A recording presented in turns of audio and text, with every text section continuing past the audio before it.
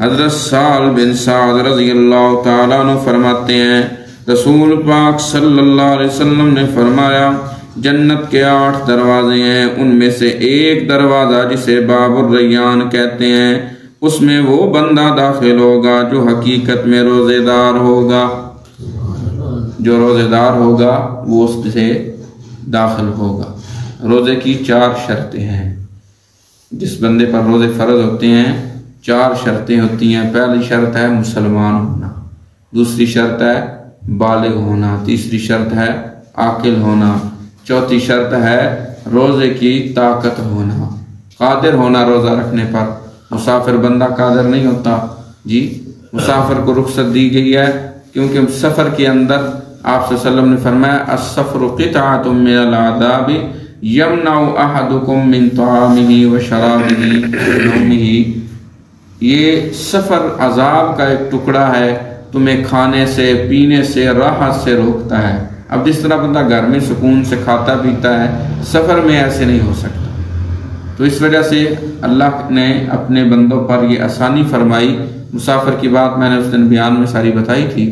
تو بیمار بندہ جس کو مستند ڈاکٹر کہہ دے، یہ 2 چیزیں اس سے مستثنا۔ ہاں ایک عورت جس کو حمل ہو، مسئلہ یاد رکھیں، حاملہ عورت کو اگر ڈاکٹر کہے یا وہ محسوس کرے نا کہ اس کے بچے کو پرابلم ہے، کیونکہ اس میں خوراک ڈبل ہوتی ہے، بچے کو بھی مسئلہ ہوتا ہے، وہ عورت بھی اگر اس کو ڈاکٹر کہہ دیں یا وہ پریشانی کا سبب بنے اس کے لیے، بعد میں اس نے رکھنے ہیں تو وہ کیا کر لے، قضا دے لے، افطار کر لے۔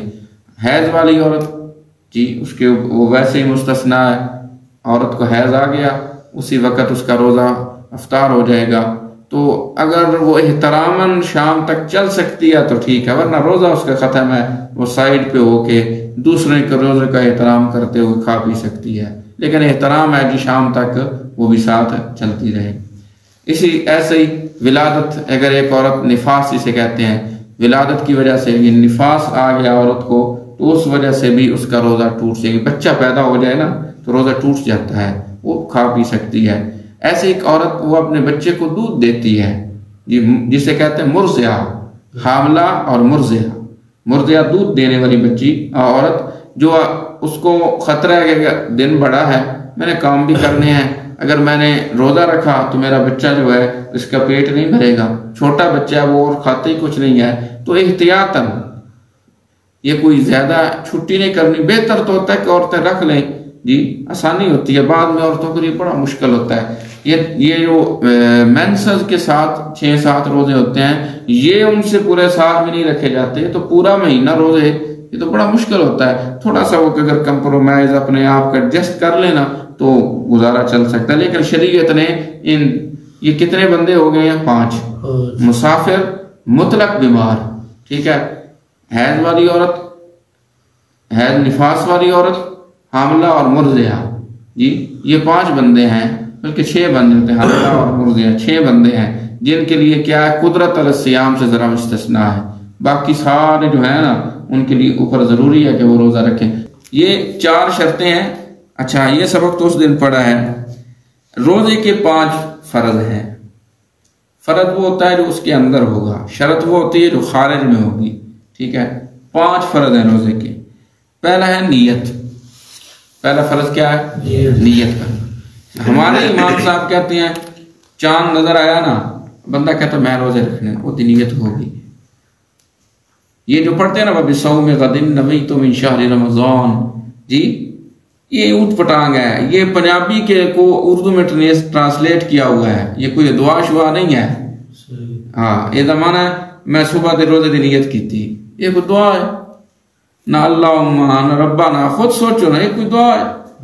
یہ تو عربی میں لفظ ہیں، یہ کوئی دعا نہیں ہے، سب کیلنڈروں پر لکھا ہوا ہے جی، بے وقوف لوگ ہیں اور جہل لوگ ہیں، کوئی دعا نہیں ہے۔ روزے کی آپ نے پہلے دن، اب دیکھو نا ایک بندہ اسے آنکھ کھلتی ہے، اذانیں ہو رہی ہیں، وہ کرلی کرتا ہے، اب اس کا روزہ ہو گیا۔ دیر سے بندہ اٹھتا ہے، وہ نیت کر لیتا ہے جی، نیت تو وہ ہوتی ہے جو کام شروع ہونے سے پہلے ہو۔